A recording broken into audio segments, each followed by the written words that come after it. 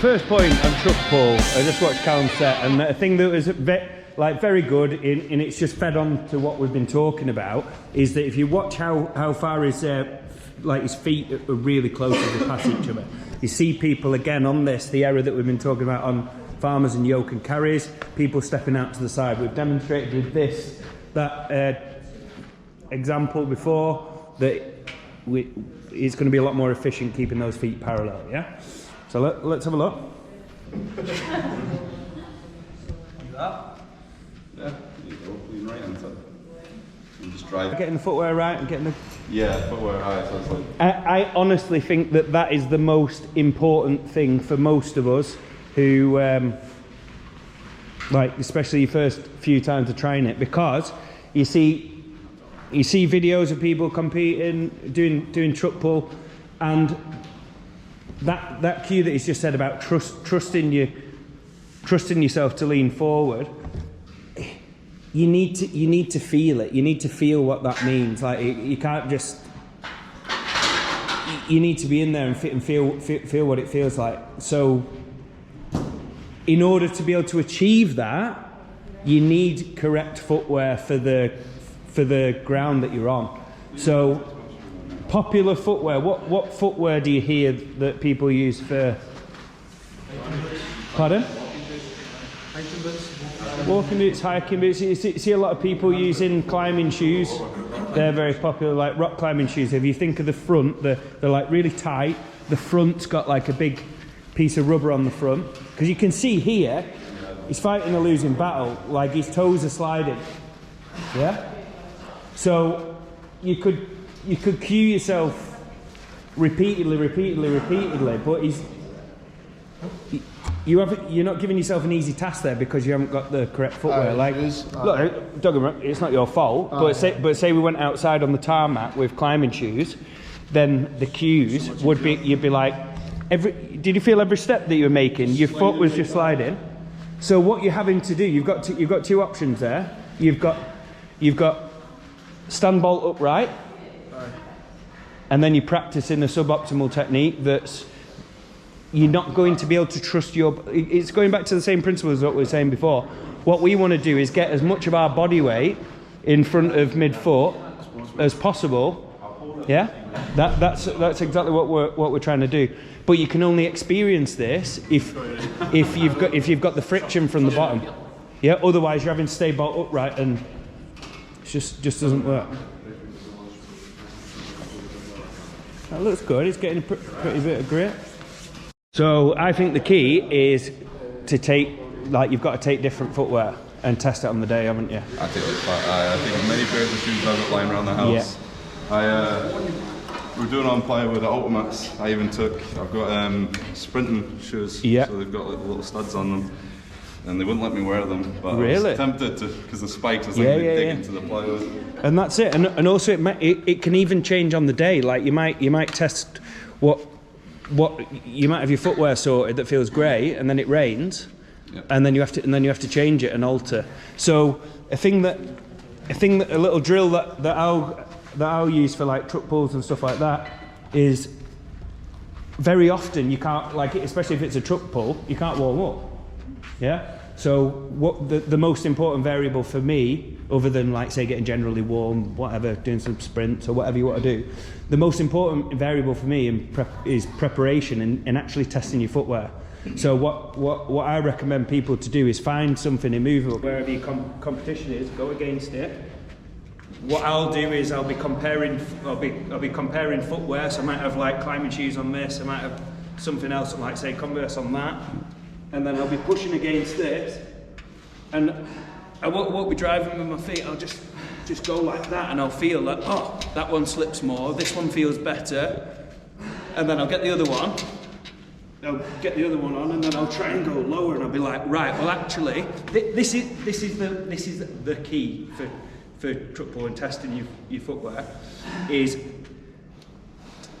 test your tread and how low you can get with that body angle. Basically, not just getting your hips low, because people will get the hips low but then break at the hips. So people will kind of go like this and like break at Like we want to get the hips as low as possible with the body kind of as straight as possible to manipulate how much of your body weight is actually being affected on the truck. Does that make sense? So actually you might feel here, you might feel, oh yeah, it's going back to that principle that I said before on the like farmers, oh yeah, feel really good, feels really good. This might feel really good here and really strong with the grip and like you can produce a lot of force, but what if you can get here and your grip will handle it? Yeah, that produce the same force in that second position and you're going to be quicker. Yeah, but you're only going to know, like say how low you can get if you test it. Yeah, and like I'm saying to Callum, like it's going to change. So like he takes all his shoes like and compares them on the day. Yeah, the weather may change. Like I've done it at a comp where it was great, had everything sorted for the tarmac, blah blah blah, and then it started raining before so it changed my approach and it changed my footwear and managed to do well and probably beat some lads who were stronger than me actually, just from being really prepared and actually getting a lower body position than because like I was saying before, you want to go as close to that like I was saying to you before about almost falling over. Yeah, you want to be at that point with this. You want to be as close like almost at the point where you think if I go any lower I'm going to stack it, but you don't, and you still got good grip. Yeah, rather than being really safe and up here, but not moving that fast. What we'll do this time, Callum, you go for the first few meters. I want you to just imagine you're doing it like a comp. We'll say ready, set, go when you're in position, and then we'll see if we can tweak it at all. Are you ready? Ready, set, go. Right, good. Stop there and rest. Stand up. Chill out. Cool. Not only Callum knows, and he might not even know actually, like because we haven't tested it, like how close does that grip feel? Really good, really solid on your feet. Feels okay. Feels okay. Amazing. Feels alright. Cool. Let's just see if we can get another couple of percent out of it. Just by, because what you're doing, you're getting quite low and then sticking your ass quite high. Yeah. So what I want you to do is you hold the tension, and what I want you to do to start off with before you start is, and what you could do, imagine I'm a referee or whatever, you could basically do that test that I've done on this, and then say, oh wait there a second, whatever, and then gather yourself. So you're almost like testing how low you can go with your hips locked out to start off with. That was good. Right. So there's about your limit where you feel like you're slipping up. Yeah. Go up a couple of percent. So there. Hold that for 5. Cool. Have a little rest. So to me, that looked a lot better position. Okay. That looked a lot better position than one you started off before. Looked like you were trusting your hips being lower. Do you feel it? Yeah. Let's give it a go. So find that position as your bike point. So find the bike point, Cal. Yeah. Ready, set, go. In the start, I felt like I didn't need to drive so much into the ground to get it moving. It just kind of started to go on its own, and then I drove into Exactly. Yeah. So you were trusting that. You were like almost think of it as like a bike point where where you were doing the pause, you like 5 seconds, and it feels like a weird, like kind of relaxed, doesn't it? Yeah. Like in a way, like it looks to us that oh god, what an awkward position, but he's just chilling. Like he's just in a position where the friction is holding him. He's just completely relaxed, yeah. But he's chilling and relaxed. He could have held that for a minute. But the key is he's producing a lot of force on the rope before he's even started, yeah? Compared to the position over there where he felt pretty good in terms of grip, but his bum was high. He's not creating any tension on the rope for that start, yeah? Talk different scenarios then. But you're coming out, you're 8th to go, and everybody else has done like, say, 15 seconds or whatever. It's more of a sprint, and you know it's going to be not difficult to break the inertia, get it going, and it's just going to be about probably would go a higher position wherever I can like move my legs. Yeah. Like get more neutral, get my feet further forward as I'm going like a longer stride, where I can take a bigger stride. Yeah. Definitely. Whereas what if it was like super heavy and you could see that you're hearing them say go and it's taking them 10 seconds to break the initial inertia? What would you think on that?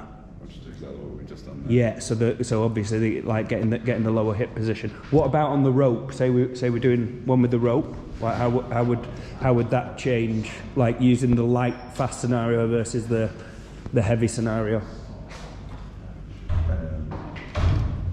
Probably change it all. Like, I would still be trying to take as much tension out of the rope as I could into the start. Yeah.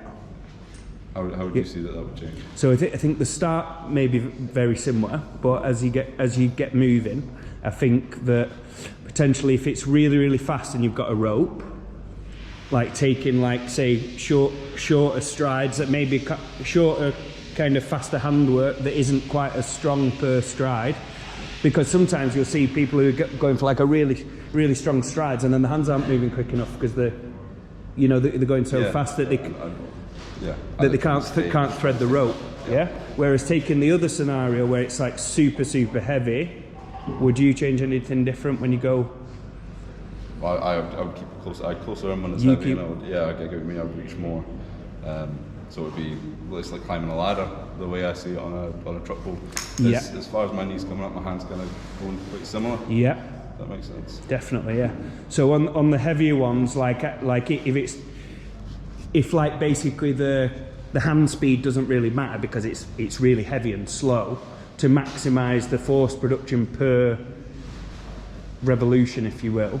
Like I think reaching up, and actually I personally like cueing reaching up till you feel like a big lat stretch and almost feel like I'm using my lat to get it moving, almost like a lat pull down, single arm lat pull down, if you will. On a heavier one? I do personally. And I do think that'll be different for like you've got a much stronger upper body. Like for me, I feel like I need this. Like I can't produce much force here whatsoever, but here I can be really strong at getting it going. So again, like Callum's saying about maybe taking a shorter one if you feel like I think potentially if you feel like you're strong with the upper body. I feel like maybe the ladies in particular, with ladies in general, I don't mean you guys, like smaller muscle mass upper body, I think potentially taking the longer strides and really reaching to use your lats and biceps. Whereas if you're a bit stronger and you can produce a similar amount of force here than here, I just know that me here so much stronger than, like say if I say we. On the opposite, I would feel stronger here. Yeah. With a smaller range of motion. Yeah. So like if we were going say back to back tug of war, like and you were like say going to move me, like I'd be locking in there like that, 100%. Yeah. If I went like that, you'd just snap me straight away. Probably snap me straight away like that, but yeah, I'd feel like significantly stronger. That's how I beat Paul Smith at back-to-back tug of war, actually. Oh really?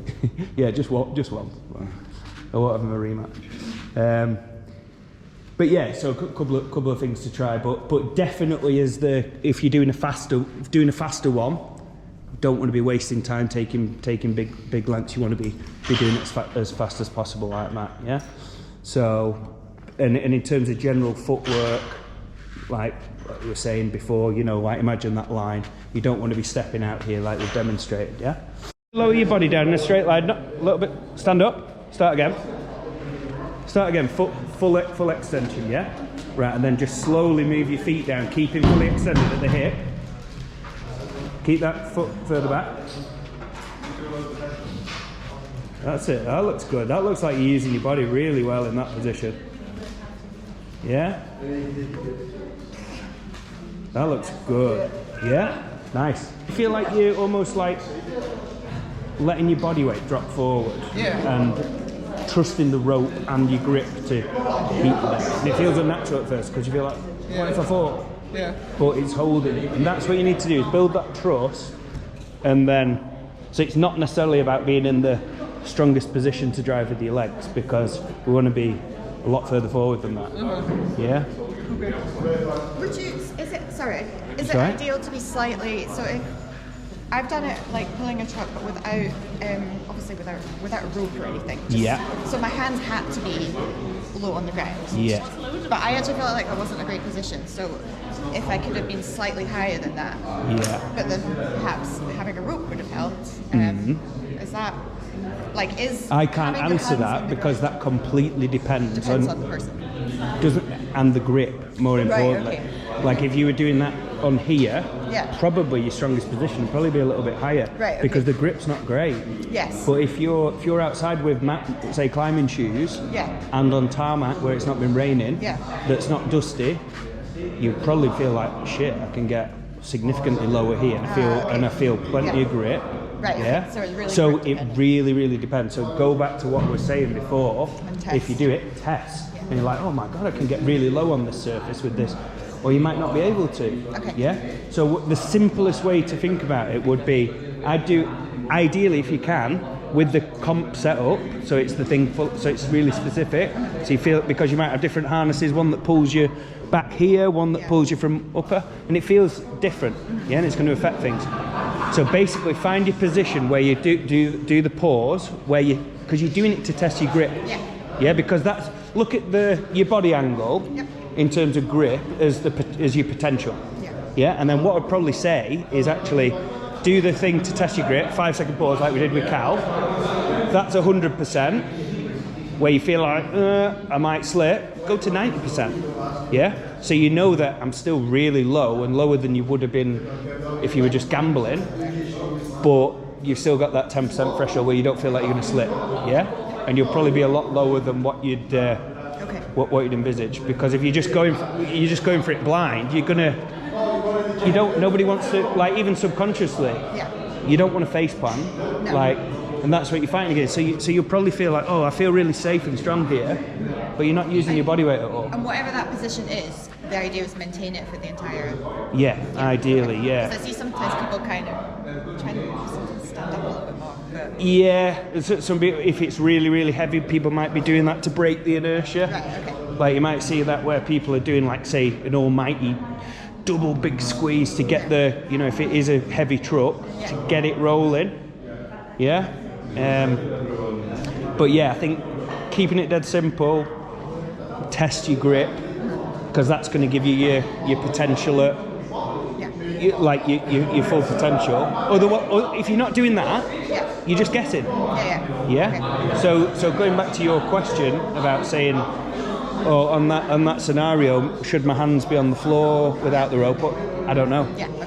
Only you know by testing that on the day.